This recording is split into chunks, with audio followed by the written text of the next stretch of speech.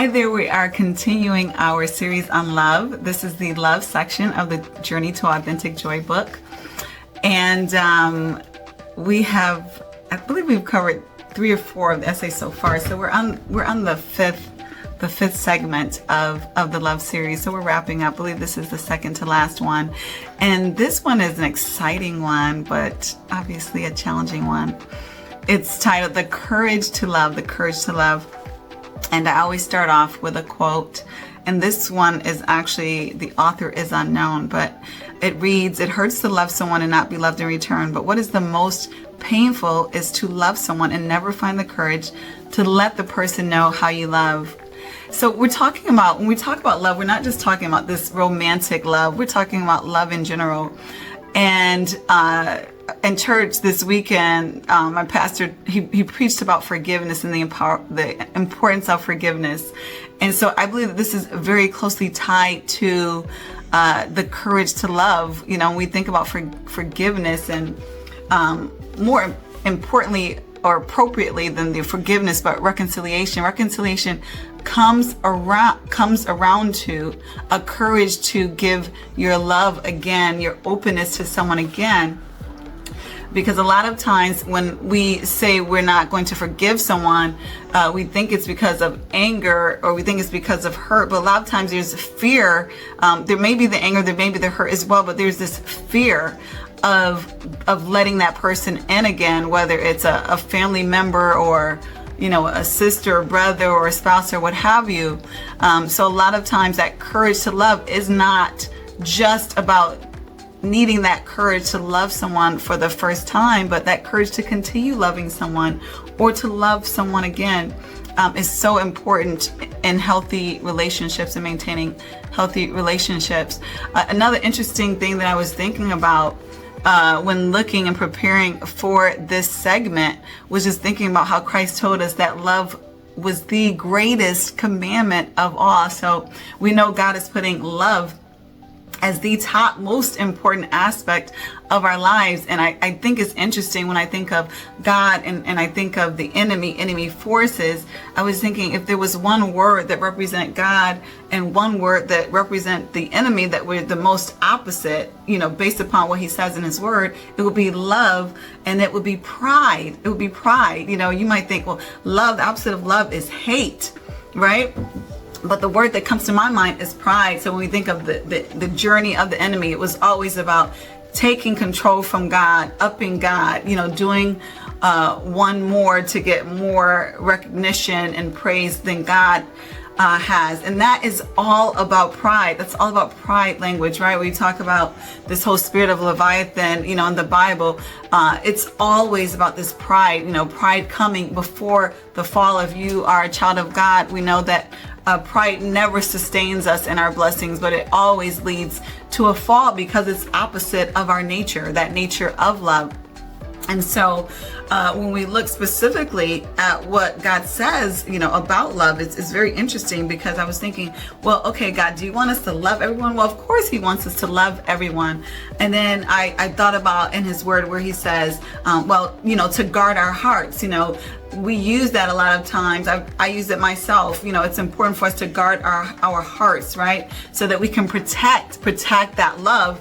And then what I hear God saying, and what, you know, you may see in the book, is he's telling us to guard our hearts. That's not just for us to be fearful. You know, it's not just for us to avoid emotional pain, if you will. Guarding our hearts is about that spiritual protection, right? Of protecting what we have. It's not about avoiding pride. A lot of times when we are guarding our hearts, we as humans, as myself, we're guarding our hearts because we want to maintain pride. Well, gee, how are we going to look if we open our hearts and that love is not returned, right? Then that not only feels sucky, but wow, we may look bad. And so that situation is a complete pride deal that God has absolutely nothing to do with. But when he's telling us to guard our hearts, he wants us to guard what we have for him. Our lives are to be lived in a positive, good manner. And so he wants us to protect that spiritual goodness that we have, that spiritual essence of us, to stay on his path. So if we don't guard our hearts, we open our hearts to everything, all of a sudden we're loving everything, things that are not of him, things that are not of our nature, things that are not where he wants us to go. But when he's saying to guard our hearts, he's not talking about guarding our hearts for the sake of pride, for the sake of us not looking bad if we love too hard. So that's something that I want to challenge you to think about, as I challenge myself. When we have this impetus, this challenge to love, and we need to ask ourselves, is this a moment where we are lacking courage to love? Or is this a moment where we are guarding our hearts appropriately the way that God is telling us to do so? We know if pride is in the picture, if fear is in the picture, then we know that's not God, right? Because God does not speak in those languages. God speaks in a language of faith, right? In a language of love. He told us he did not give us the spirit of fear. He never gave us that spirit. He gave us the spirit of power, of love, of sound mind. So he's always going to enable us to walk toward that love and manifest that love in the way that he's telling us to do so. But he's never going to tell us to not love. That's just not of God. It's interestingly, because I feel like this whole courage to love obviously is so directly tied and connected to faith and how we live out our faith. And I just think about I live in Atlanta, and living in Atlanta, when you drive on the highway, it's got to be the most courageous, faithful thing you'll ever do in your life. And yet none of us really think about it very much. We just do it. Okay, I have to get from point A to point B.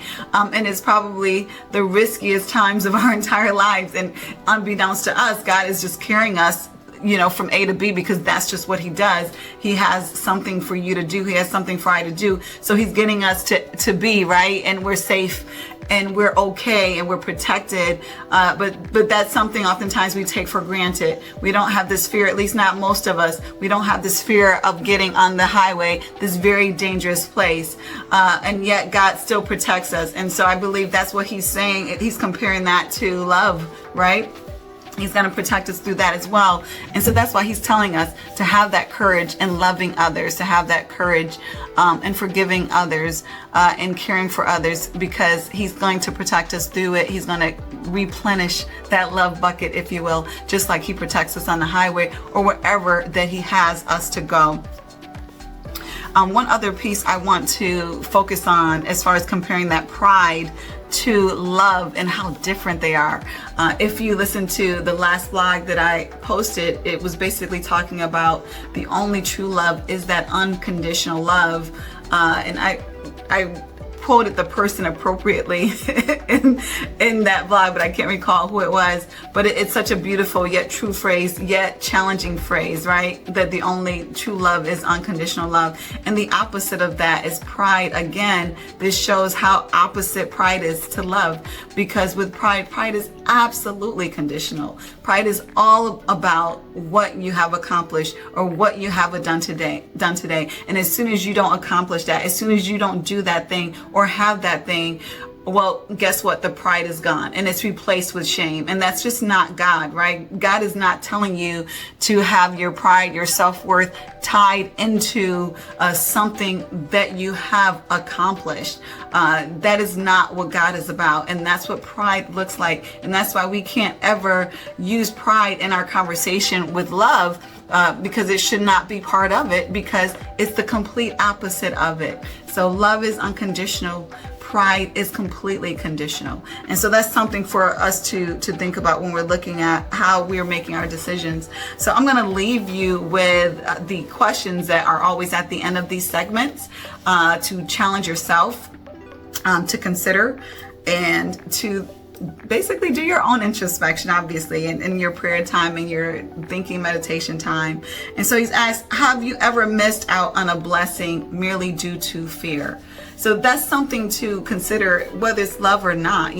Fear can drive us to be still, right? Fear is like the only thing that can drive us to not go anywhere. That's what fear can do. And so think about that over your life in the past. Have you ever missed out on the blessing because of fear? And if you were to have that opportunity again, would you have the courage to embark upon it? Another question, number 2, is how do new people, places, and situations make you feel? Like, are you uncomfortable, in new places, and new countries, and new cities, and new meetings or what have you, and in different situations? If you have a different challenge at work, is that uncomfortable for you? Are new relationships uncomfortable for you? This might be triggering that there is a spirit of fear there. There's an element of fear that is embarking on you. Yeah, sometimes it's instinct and like, this just doesn't feel right? So sometimes God gives us that Holy Spirit intuition of this isn't right. But I'm not talking about that. I'm talking about if there's a consistent theme that you're seeing, anytime you're in a new situation, whether it's a new challenge, new people, etc., there's a discomfort that you have, more than likely that's tied to fear and something that you're going to want to tackle.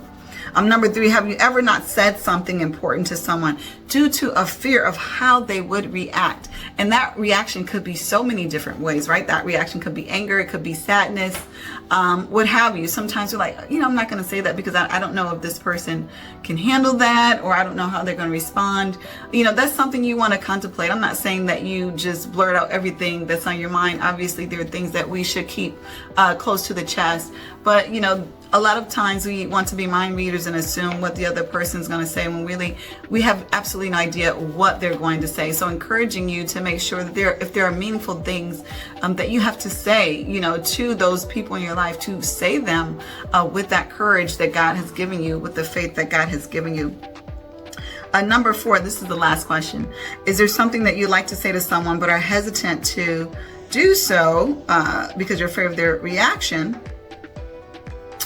And that was the first part of number 3, but number 4 adds, if yes, what is the message that you feel like you have been hiding? So is there a message that you feel like you've been keeping close to the chest and that you've been hiding that you need to say? Now, this is important because the reason why I say this is sometimes in a moment we just want to say stuff, right? And it's passing. But if this is like a week, 2 weeks, what have you, 3 weeks, and okay, gosh, this keeps coming up, either because the opportunity keeps coming up where you need to share this, or, there's a reminder that just keeps popping to your head. Oh, I need to say this. I haven't said this. It's probably something that you need to say.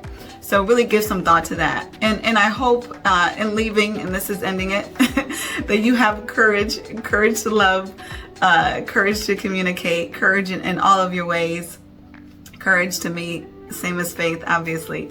That goes without saying. If you have been blessed, if you have benefited from this message, please click the like button and share with someone else so that they may benefit as well. Have a good day.